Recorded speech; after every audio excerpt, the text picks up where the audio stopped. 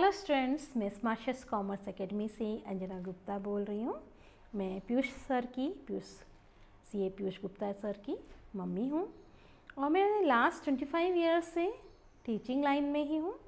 तो मैं आप लोगों को इंग्लिश ग्रामर कराऊंगी और जिन स्टूडेंट्स को इंग्लिश स्पीकिंग आती है उन स्टूडेंट्स के लिए भी ये इंग्लिश ग्रामर बहुत बेनिफिशियल रहेगा, क्योंकि उन्हें इंग्लिश ग्रामर से की नॉलेज नहीं होने पर थोड़ी और इंग्लिश स्पीकिंग और इंग्लिश ग्रामर दोनों में थोड़ा सा फ़र्क रहता है ना। तो जहाँ इंग्लिश स्पीकिंग है वो कई बच्चे इंग्लिश स्पीकिंग तो कर लेते हैं, लेकिन इंग्लिश ग्रामर की प्रॉब्लम आती है तो वहाँ उन्हें बेनिफिट रहेगा।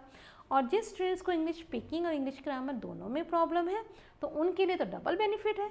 क्यों? क्योंकि वो इंग्लिश ग्रामर भी सीखेंगे और इंग्लिश ग्रामर जब सीख जाएंगे तो इंग्लिश स्पीकिंग तो काफ़ी कुछ वो सीख ही जाएंगे, ठीक है ना। और मैं यहाँ पर देखिए आप लोगों को अननेसेसरी ग्रामर को नहीं कराऊंगी। जो हमारे एक्सपीरियंस के अकॉर्डिंग मैंने जो चीज़ें मुझे ज़रूरी लगती हैं मैं आपको वो कराऊंगी। हाँ, लेकिन जो ग्रामर में कराऊंगी उसका कैसे यूज़ करना है आपको अपनी लाइफ में भी, और कहाँ क्या बेनिफिट्स चल रहे हैं, किसका किससे लिंक हो रहा है। जैसे अगर मैं आज आपको सेंटेंसेस कराऊंगी तो इन फ्यूचर भी जैसे टेंसेस कराऊंगी तो उन दोनों का कैसे कनेक्शन है, या आज मैं सेंटेंसेस कराऊंगी तो इन फ्यूचर टेंसेस में उसका क्या कनेक्शन है, तो थोड़ा बहुत मैं आप लोगों को साथ साथ समझाती भी चलूँगी। क्लियर है ना इतनी सी बात। तो आप लोग स्टूडेंट्स इसको मस्ती में आराम से मज़े के साथ सीखें और विदाउट टेंशन लिए। बहुत इजी लगेगा फिर आपको, और जितना मैं आप लोगों को कराती जाऊंगी उसको आप नोट डाउन भी करते जाएं। क्यों? क्योंकि मैं आप लोगों को कोई प्रिंट आउट नहीं दूंगी। प्रिंट आउट में क्या होता है कि मैं जैसे समझाऊंगी आप लोगों को तो आप लोग बस उसको सुनते रहेंगे, और प्रिंट आउट का जो मैं कागज़ दूँ आपको, पेपर्स दूंगी, आप एक तरफ उसे रख देंगे, उसको कभी भी नहीं ओपन करके देखेंगे। लेकिन अगर मैं आपसे कहूँगी कि आप लोग अपने नोट्स तैयार करते चलिए तो आप इसे पॉज करेंगे, उसको लिखेंगे, तो आप लिखने से भी कुछ सीखेंगे, प्लस इन फ्यूचर आपको कभी भी ज़रूरत पड़ती है तो आप उन नोट्स को ज़रूर सब देखेंगे, क्योंकि वो आपके द्वारा अपने हिसाब से, अपनी पसंद, अपने अकॉर्डिंगली जो भी आपको सही लगा है उसको आपने लिखा है ना। उससे कोई मैटर नहीं लगेगा पड़ता है कि आप उसे हिंदी में लिखें, इंग्लिश में लिखें, वो आपका अपना पर्सनल है, कैसे भी लिख लेना। क्लियर है ना। तो नोट्स जरूर बनाते चलें, नोट्स बनाने से आपके लिए बहुत बेनिफिट रहेगा। क्लियर है। और मैं आपको इंग्लिश को भी हिंदी में ज़्यादा करके समझाऊंगी। क्यों? क्योंकि मदर टंग हमारी हिंदी है। तो हम लोगों को जो मेरे पास बच्चे आएंगे उन्हें इंग्लिश सीखने के लिए की जो रिक्वायरमेंट है, तो इट मीन्स उन्हें इंग्लिश में थोड़ी प्रॉब्लम्स आ रही हैं। तो जब हमें प्रॉब्लम ही आ रही है तो मैं अगर उसको इंग्लिश में ही समझाऊंगी तो वो उसको समझने में उन्हें परेशानी आएगी, प्रॉब्लम फिर से वही की वही रह जाएगी। तो मैं इसलिए इंग्लिश को भी आप लोगों को हिंदी में समझाऊंगी, तो उससे आपके लिए वो बहुत ईजी हो जाएगा। क्लियर है। तो एंजॉय करते हुए इंग्लिश को समझिए। आज हमारा फर्स्ट टॉपिक रहेगा द सेंटेंस। ठीक है। स्टार्टिंग से हम समझेंगे कि स्टूडेंट्स का ऐसा भी होगा कि थोड़ी सी इंग्लिश आती भी होगी, ग्रामर आती होगी, जैसे कि मैं द सेंटेंस से स्टार्ट कर रही हूँ, बेसिक से स्टार्ट कर रही हूँ, तो उसकी शायद नॉलेज हो। तो कोई बात नहीं, आप तब भी इसे सुने, देखें, समझें, क्योंकि मैं इसको आपको जो समझाऊंगी उससे एक तो आपका रिवीजन भी हो जाएगा, और कहीं आपको कोई कन्फ्यूज़न होगा तो वो कन्फ्यूज़न भी क्लियर हो जाएगा। ठीक है ना। तो आप सभी इस चीज़ को जरूर देखें। तो सबसे पहले हमारा द सेंटेंस से स्टार्ट होता है, जो कि हमारा बेसिक है। कोई भी लैंग्वेज होती है, जैसे कि हिंदी हो गई, इंग्लिश हो गई, कोई भी लैंग्वेज, उसमें सबसे छोटी कोई ना कोई यूनिट होती है, सबसे छोटी यूनिट होती है। जैसे इंग्लिश है, इंग्लिश में 26 अल्फ़ाबेट्स हैं, सभी को पता है ना। तो 26 अल्फ़ाबेट्स हैं। अल्फ़ाबेट्स कौन से हो गए? A, B, C, D, E। सबसे छोटी यूनिट यही है। आप लोग को पता ही है, जब हमारे छोटे बहन भाई या हमारे छोटे घर का कोई भी मेंबर सबसे पहले स्कूल में एंटर करता है तो वहाँ वहाँ पर जब पेंसिल पकड़ाई जाती है तो इंग्लिश में उसे ए बनाना सिखाया जाता है ना, स्मॉल या कैपिटल किसी भी लेटर से उसे ए सिखाया जाता है। क्यों? क्योंकि ये सबसे छोटी यूनिट है हमारी इंग्लिश की। तो मैं आपको स्टार्टिंग से करा रही हूँ। तो सबसे छोटी यूनिट हमारी इंग्लिश की है ABCD, जो अल्फ़ाबेट है। तो इसी के अल्फ़ाबेट्स के ही हम क्या कहते हैं, इसे लेटर्स। अल्फ़ाबेट्स को ही हम लेटर्स कहते हैं। लेटर्स वो नहीं जो हम एप्लीकेशन या लेटर्स किसी को वैसे लिखते हैं, वो लेटर लिख देते हैं कुछ स्टूडेंट्स, वो वाले लेटर्स नहीं, ठीक है ना। लेटर्स मीन्स अक्षर, हिंदी में इसे हम अक्षर कहते हैं। क्लियर है? तो अक्षर क्या हुआ? अ आ इ ई उ ऊ, ठीक है ना। इंग्लिश में ABCD हो गया और हिंदी में अ आ इ ई उ ऊ हो गया। तो जब हम ये जितने भी हमारे लेटर्स हैं ABCD, इनको हम अलग अलग छांट के, यानी कि ए जैसे कि A, F A T H E R, है ना, ये हमने अल्फ़ाबेट्स में से अलग अलग लेटर्स को निकाला और जब हमने इन्हें जोड़ दिया, F में A T H E R, इन्हें सबको हमने जब लेटर्स को जोड़ दिया तो क्या बन गया? फादर। क्या बन गया? फादर, है ना। फादर मीन्स पिता। तो जब ये मीनिंगफुल लेटर्स को हम जोड़ के मीनिंगफुल कुछ जोड़ देते हैं तो ये क्या कहलाता है? वर्ड। तो ये मीनिंगफुल हो गया फादर। अगर हम ऐसे ही जोड़ दें और उसका कोई मीनिंग नहीं है, लेटर्स को ऐसे ही जोड़ देते हैं और उसका कोई मीनिंग नहीं है, तो जैसे DEC जोड़ दिया तो उसका कोई मीनिंग नहीं है, तो वो हमारा वर्ड नहीं कहलाएगा। क्लियर हो रहा है? तो मीनिंगफुल होना कंपलसरी है। तो लेटर्स से हमने क्या बनाया? वर्ड। क्लियर है इतनी बात? अब हमने लेटर्स से बनाया वर्ड और अब हम वर्ड्स से बनाएंगे सेंटेंस। मैं पहले आपको एक बार सेंटेंस की डेफिनेशन भी बता देती हूँ। अ सेंटेंस इज अ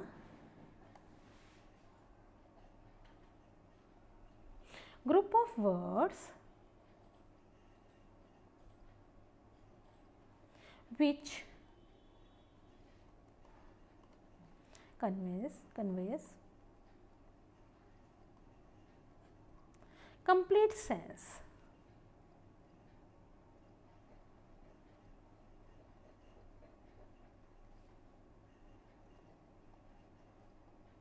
हाँ जी, ये डेफिनेशन क्या कहला रही है? A sentence is a group of words. Sentence क्या है? एक ग्रुप ऑफ वर्ड्स है, वर्ड्स का ग्रुप है, यानी बहुत सारे ग्रुप वर्ड्स को जोड़कर विच कन्वेज कंप्लीट सेंस, जो कि एक कंप्लीट सेंस को बताते हैं। शब्दों का ऐसा समूह जिससे कि कंप्लीट, पूर्ण, संपूर्ण सेंस बने, भाव बने, वो कहलाता है सेंटेंस। जैसे कि हमने वर्ड्स हैं, अलग अलग वर्ड्स को जोड़ लिया। बर्ड्स है, बर्ड्स, ये हो गया बर्ड्स। बर्ड्स का मतलब हो गया पक्षी। फ्लाई, फ्लाई का मतलब हो गया उड़ना। तो ये अपने आप में कंप्लीट नहीं है। बर्ड्स अपना एक वर्ड हो गया, फ्लाई अपना एक वर्ड हो गया, लेकिन जब हमने इन दोनों को जोड़ दिया तो हमारा क्या बना? Birds fly. और बर्ड्स फ्लाई का मतलब हो गया पक्षी उड़ते हैं, है ना। तो बर्ड्स फ्लाई। तो जब हमने वर्ड्स को, ग्रुप ऑफ वर्ड्स, बर्ड्स के, वो वर्ड्स के ग्रुप को जोड़ दिया तो वो, और कंप्लीट सेंस भी होना चाहिए उसमें, सेंस होना जरूरी है, तब वो कहलाता है सेंटेंसेस। क्लियर हो गया इतना स्टूडेंट्स? मेरे अकॉर्डिंग तो आप लोग को इतनी सी छोटी सी बात भी क्लियर हो गई होगी, है ना। तो मैंने आपको बेसिक से स्टार्ट करा है, बहुत छोटे से स्टार्ट किया है। क्लियर है? अब मैं आपको नेक्स्ट कराती हूँ।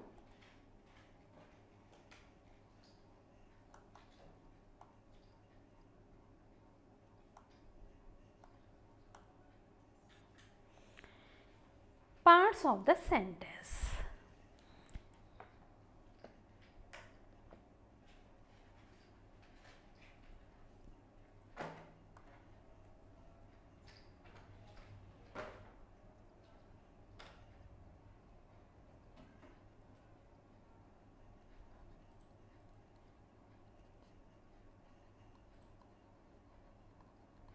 सभी स्टूडेंट्स नोट डाउन करते चलें, अपने नोट्स अपने हाथों से अपने आप लिखते चलें, बनाते चलें। Parts of the sentences. अब पार्ट्स ऑफ द सेंटेंसेस कितने होते हैं? 2 होते हैं। और पहला क्या होता है? सब्जेक्ट।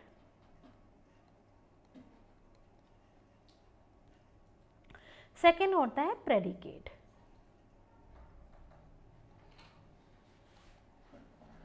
अब आप में से काफ़ी स्टूडेंट्स ने ये दोनों वर्ड सुने भी होंगे कि सब्जेक्ट होता है और प्रेडिकेट होता है, सेंटेंस के 2 पार्ट, है ना। और आप लोग ने अक्सर ये भी देखा होगा कि बर्ड्स फ्लाई, तो शुरू का हमने सब्जेक्ट दे दिया, बाद का हमने प्रेडिकेट करा। अब हमने ऐसे ही बस लगा लेते हैं अंदाजा कि पहला जो है वो सब्जेक्ट है, बाद के जो है वो प्रेडिकेट है, ठीक है ना। कुछ स्टूडेंट्स ऐसे ही अंदाजा लगा लेते हैं और इसको फिल कर देते हैं और ऐसे ही अपना काम चला लेते हैं। लेकिन मैं आप लोग को क्लियर करूँगी कि कैसे होता है और कैसे पहचानेंगे, ठीक है। तो पहला हमारा है सब्जेक्ट। सब्जेक्ट क्या है? जिसके बारे में हम कुछ कहते हैं, जिसके विषय में, जिसके बारे में।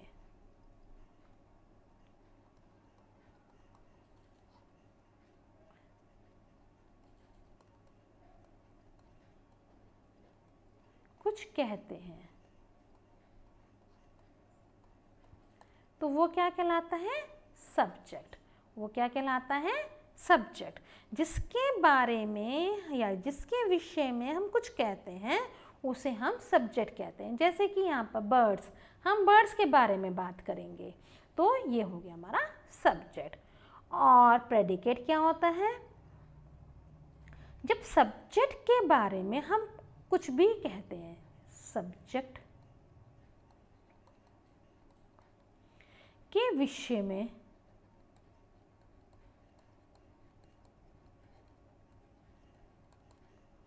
जो कुछ कहा जाता है,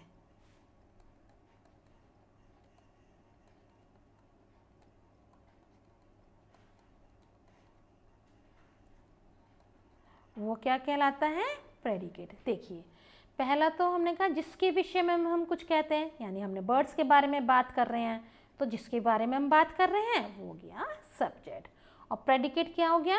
जब सब्जेक्ट के बारे में हम कुछ कहा जाता है तो हम यहाँ पर फ्लाई, किसके बारे में बात कर रहे हैं? फ्लाई कौन कर रहा है? बर्ड्स। तो हमने किसके बारे में बात कर रहे हैं? बर्ड्स के बारे में। तो सब्जेक्ट के विषय में जो कुछ हम कह रहे हैं, फ्लाई कौन कर रहा है? बर्ड्स। तो सब्जेक्ट के विषय में हमने क्या कहा कि बर्ड्स फ्लाई करती हैं। तो जो कुछ भी हमने बर्ड्स के बारे में, सब्जेक्ट के बारे में कहा वो कहलाता है प्रेडिकेट। क्लियर है? तो जहाँ से हमारा वर्ब भी हम एक तरह से कह सकते हैं स्टार्ट हो जाता है तो वो कहलाता है प्रेडिकेट। तो अभी आपको वर्ब की नॉलेज नहीं है तो यहाँ पर आप इतना ही समझिए, सब्जेक्ट के बारे में जो कुछ भी कहा जाएगा वो कहलाता है प्रेडिकेट। क्लियर है यहाँ तक? अब मैं आपको कुछ एग्जांपल्स देती हूँ जिससे कि आपको क्लियर हो जाएगा कि क्या सब्जेक्ट है और क्या प्रेडिकेट है। क्लियर है ना?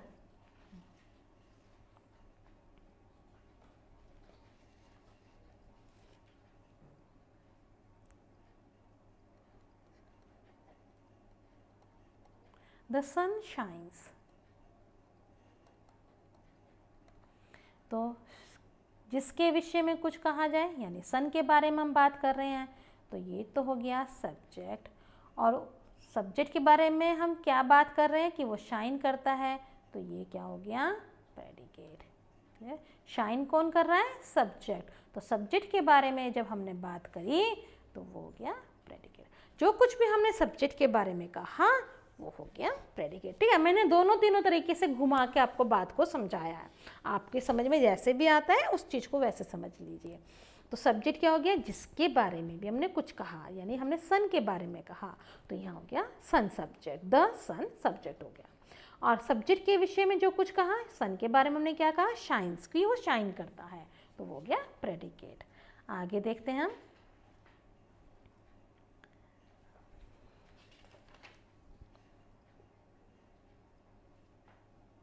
फायर, burns, फायर क्या हो गया? सब्जेक्ट। क्यों? हम सब्जेक्ट इस फायर के बारे में बात करेंगे। और बर्न्स कौन हो रहा है? सब्जेक्ट। तो सब्जेक्ट के विषय में जो कुछ भी कहा जाए, सब्जेक्ट के लिए हम क्या कह रहे हैं कि सब्जेक्ट बर्न हो रही है। बर्न कौन हो रही है? सब्जेक्ट। और सब्जेक्ट बर्न हो रही है। क्लियर है? तो ये क्या हो गया? प्रेडिकेट। आई थिंक आप लोग को क्लियर हो गया होगा कि सब्जेक्ट क्या है और प्रेडिकेट क्या होता है। तो यहाँ पर हमने सब्जेक्ट सेंटेंस के दो पार्ट बताए, सब्जेक्ट और प्रेडिकेट। इन दोनों के बारे में आपको नॉलेज हो गई है। अब इसके बाद मैं आपको बताऊंगी कि इसको भी हम अलग अलग कैसे करें। क्लियर है? अभी मैं आपको आगे क्लियर करती हूँ। हम स्टेप बाय स्टेप बस जो जरूरी चीज़ें हैं वो हम बताऊंगी जो आपके काम की आएंगी।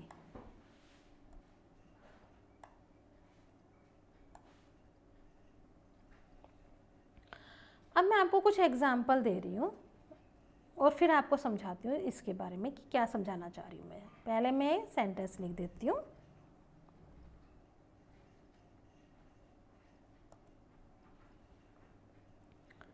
We thought it necessary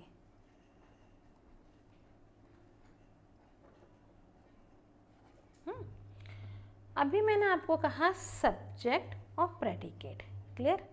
we क्या हो गया? सब्जेक्ट, क्योंकि किसके बारे में बात की जा रही है वो होता है सब्जेक्ट। सब्जेक्ट हो गया वी। उसके बाद थॉट इट नेसेसरी, तो ये हो गया प्रेडिकेट, क्योंकि हमने सब्जेक्ट के बारे में बात करी। वी थॉट इट नेसेसरी, हम इसको सोचते हैं जरूरी, तो वी सब्जेक्ट हो गया। थॉट इट नेसेसरी, सोचते हैं जरूरी, तो ये हो गया प्रेडिकेट। अब इसमें कैसे, अब मैं समझाना क्या चाह रही हूँ उसे समझिए। थॉट होता है, वी तो हो गया हमारा सब्जेक्ट, थॉट हो गया हमारा वर्ब, वर्ब की फॉर्म्स। ठीक है? वर्ब की फॉर्म आती है ना आपको, थिंक, थॉट, थॉट, है ना? तो ये होगी वर्ब की वर्ब। इसके बाद ये क्या कहलाता है? ऑब्जेक्ट। क्या कहलाता है? ऑब्जेक्ट। और जो ऑब्जेक्ट के बाद जितना भी बाकी रह जाता है वो कहलाता है कॉम्प्लीमेंट।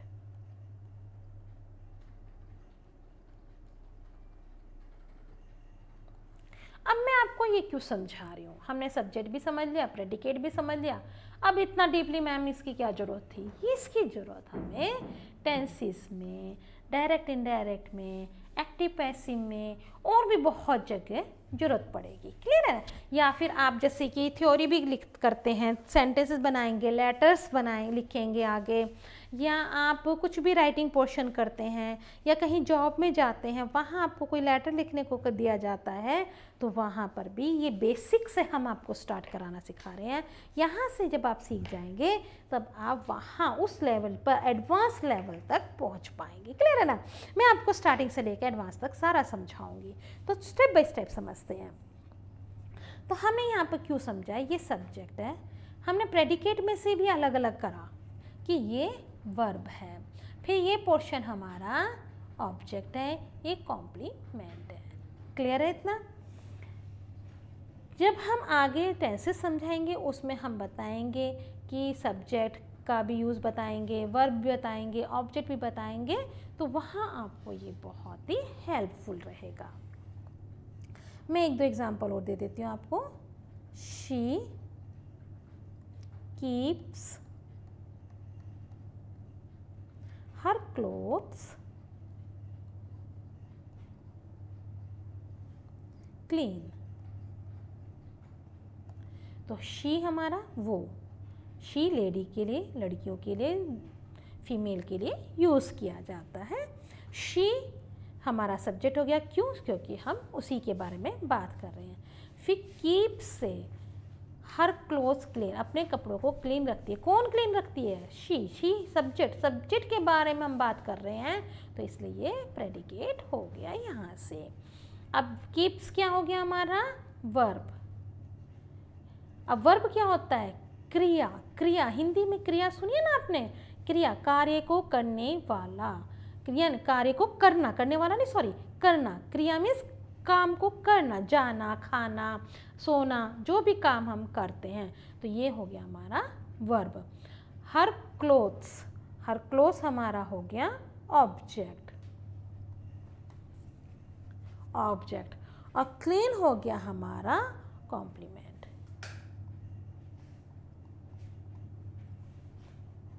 क्लियर है इतना? तो ये से आप ध्यान रखें कि सब्जेक्ट के प्रेडिकेट के बाद मैंने आप लोग को समझाया कि सब्जेक्ट क्या होता है, प्रेडिकेट के फिर मैंने आपको अलग अलग बताए कि वर्ब भी होती है उसमें, ऑब्जेक्ट भी होता है, कॉम्प्लीमेंट भी होता है। जब भी हम कोई सेंटेंस लिखते हैं तो उसके अंदर सब्जेक्ट, वर्ब और ऑब्जेक्ट ये तीनों ही होते हैं। क्लियर है ना? तो वही चीज़ मैंने आपको यहाँ पर क्लियर की है। जैसे राम वॉज ए किंग,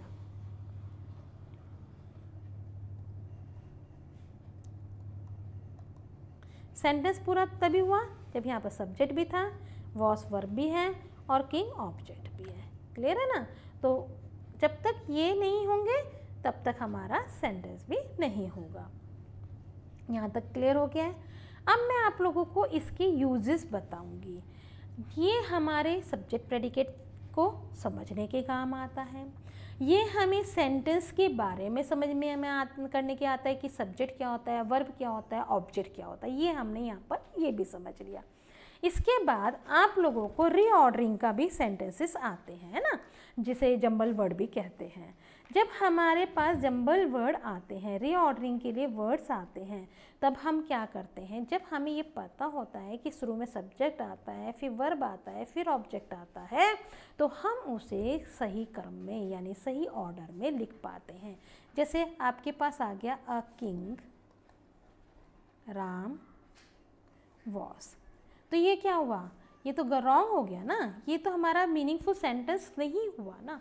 तो जब तक मीनिंगफुल सेंटेंस ऑर्डरिंग में नहीं होगा तब तक कैसे होगा? तो हम क्या करते हैं, हमें पता है कि पहले सब्जेक्ट आता है तो हम राम को छांट लेके यहाँ पर राम लिखेंगे। फिर हमें पता है कि जब भी कोई सेंटेंस होता है उसके बाद वर्ब आता है तो हमें पता है वॉस वर्ब होता है तो हम वॉस को लिखेंगे। उसके बाद हमें पता है कि ऑब्जेक्ट आता है तो हम अ किंग लिख लेंगे। क्लियर आ रहा है? तो हम यहाँ पर सेंटेंस को क्यों सीख रहे हैं कि बेसिक से हमें जब नॉलेज होगी तो आगे हमें इजी होता चला जाएगा। क्या होता है कई बार कि हम टेंसेस तक भी सीख जाते हैं, सब कुछ सीख जाते हैं, लेकिन हमें कई बार यही नहीं समझ में आता है, पता नहीं मैम क्या बता रही है, ये सब्जेक्ट क्या है, वर्ब क्या है, ऑब्जेक्ट क्या है, इसे सही कैसे करें। और अक्सर बच्चे रीऑर्डरिंग में मार्क्स अपने सब मिस कर देते हैं, सब मार्क्स ख़राब हो जाते हैं उनके। तो आपको जब सब्जेक्ट, वर्ब और ऑब्जेक्ट के बारे में नॉलेज होती है तो आप उसको मार्क्स को गेन कर लेते हैं। क्लियर है ना? तो अब आप लोग कन्फ्यूज़न नहीं करेंगे, आप लोग को पता चल गया है कि रीऑर्डरिंग में हमें कैसे करना है। क्लियर है? इन्हीं सब चीज़ों को आप सभी इनको नोट्स बनाएं, पूरे नोट्स अपने तैयार करते चलें स्टूडेंट्स, कहीं भी मिसिंग मत करना।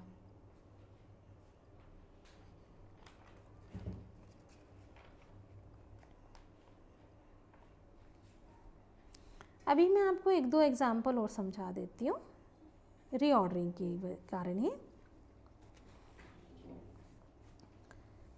The sun rises in the east. The sun जिसके बारे में बताया जाए सब्जेक्ट, सब्जेक्ट के बारे में जो कुछ बताया जाए वो प्रेडिकेट। ये हो गया हमारा subject.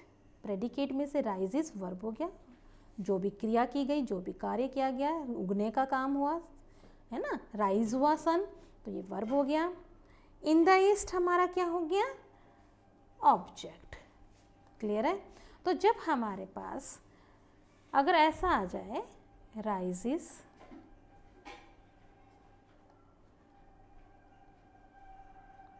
In the east the sun, तो आपको अब मुश्किल नहीं लगेगा, आप इजीली ढूंढ लेंगे। द सन हमारा क्योंकि सब्जेक्ट है तो हमने लिखा द सन, फिर हमें पता है राइजेस हमारा वर्ब है, तो हमने लिखा राइजेस। फिर हमें पता है इन द ईस्ट हमारा ऑब्जेक्ट है, इन द ईस्ट। क्लियर है स्टूडेंट्स? तो रीऑर्डरिंग में भी अपने आप लोग को प्रॉब्लम नहीं आनी चाहिए। तो इतना आप लोग को सबको क्लियर हो चुका होगा। तो इस सेंटेंसेस का कहाँ पर क्या यूज़ है मैंने आपको पूरा क्लियर कर दिया है, और इसको आप कहीं भी कंफ्यूज मत होना, बहुत इजी में मैंने आपको क्लियर किया है और मेरे अकॉर्डिंग आप सबको समझ में भी आ गया होगा। अब हमारा सेंटेंसेस का एक लास्ट और पॉइंट है जो मैं आपको क्लियर करना चाहूँगी, जो आपके इन फ्यूचर पूरे हर जगह आपको काम आएगा। अब सेंटेंसेस भी 4 टाइप्स के हो जाते हैं। पहले तो पार्ट बताए थे मैंने, 2 पार्ट बताए थे। अब सेंटेंसेस 4 टाइप्स के होते हैं। फर्स्ट होता है असर्टिव,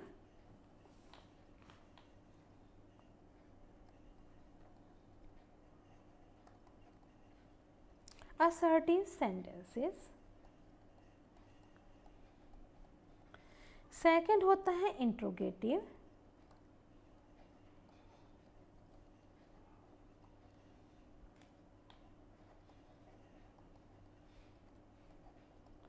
सेंटेंस।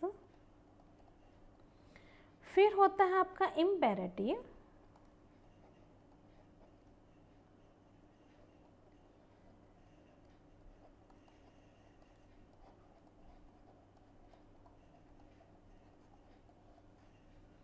फिर आपका होता है exclamatory,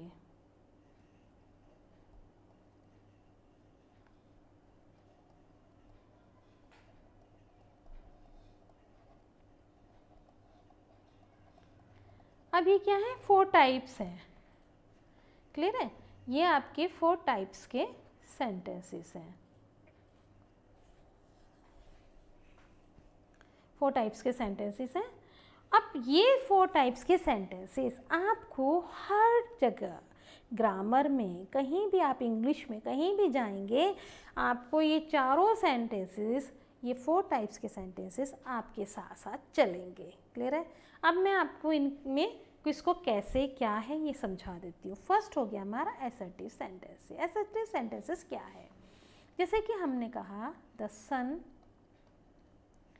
rises in the east. जब हम सिंपल नॉर्मली सेंटेंस बोलते हैं, सिंपल सेंटेंस बोलते हैं, सिंपल बात करते हैं, तो वो तो कहलाता है असर्टिव सेंटेंसेस। और इंट्रोगेटिव सेंटेंसेस जब हम वेयर डू यू लिव,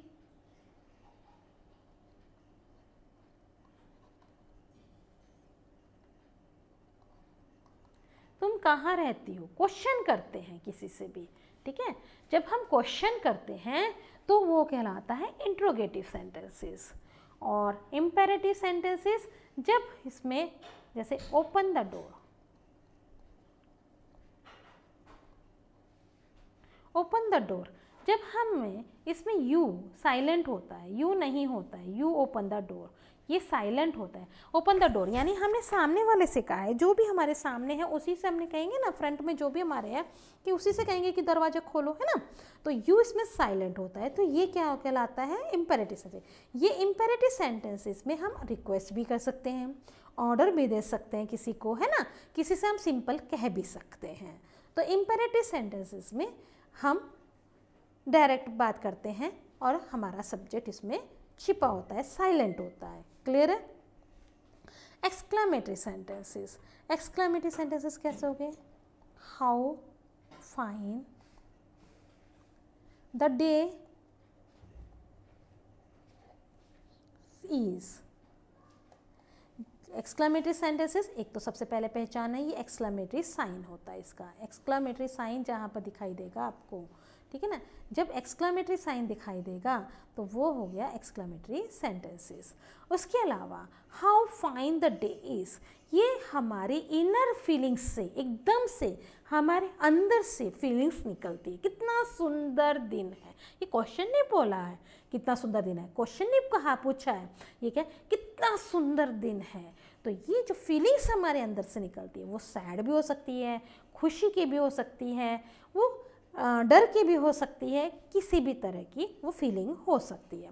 तो जो फीलिंग्स निकलती है हमारे मन से, हमारे अंदर से, और ये एक्सक्लेमेटरी साइन दिखाई देता है, वहाँ पर वो एक्सक्लेमेटरी सेंटेंसेस होते हैं। तो मैंने आपको ये 4 टाइप्स के सेंटेंसेस बताए हैं। एक हमारा और होता है नेगेटिव सेंटेंसेस। नेगेटिव सेंटेंसेस में हमारे जो सेंटेंसेस होते हैं वो नेगेटिव में बात करते हैं, यानी कि वो नहीं में सेंटेंसेस होते हैं।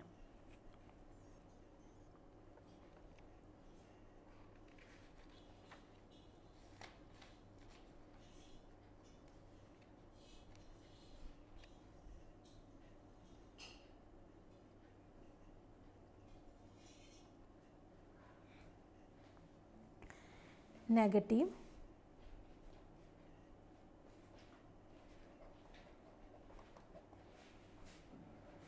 सेंटेंस, नेगेटिव सेंटेंस हो गए जिसमें हमने नेगेटिव मना कर दिया, ठीक है ना। जो चीज़ हम कह रहे हैं नहीं में, हम कह रहे हैं नहीं ये नहीं होगा, तो वो हो गया हमारा negative sentences. He does not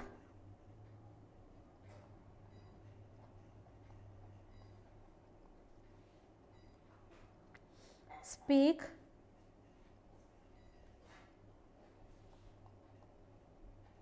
वो नहीं बोल सकता सॉरी। तो ये हमारा हो गया नेगेटिव सेंटेंस। तो जब भी आप आगे इंग्लिश स्पीकिंग करें, वो सॉरी इंग्लिश ग्रामर सीखेंगे, आगे जितने भी हैं या इंग्लिश स्पीकिंग भी करते हैं, तो हमारे लाइफ में ये 5 टाइप के सेंटेंसेस बार बार हमारे सामने आएंगे। तो आज मैंने आप लोग को पूरा सेंटेंसेस करा दिया है। आज का आपका फर्स्ट जो लेसन है ये बहुत लेंदी हो गया है, लेकिन ये हमारा इतना लेंदी नहीं होगा। हम छोटी छोटी डिवाइड करेंगे, क्योंकि आज मुझे आप लोगों को बेसिक क्लियर करना था, तो वो मुझे एक ही बार में क्लियर करना था, जिससे कि आप लोगों को प्रॉब्लम नहीं आए, ठीक है ना।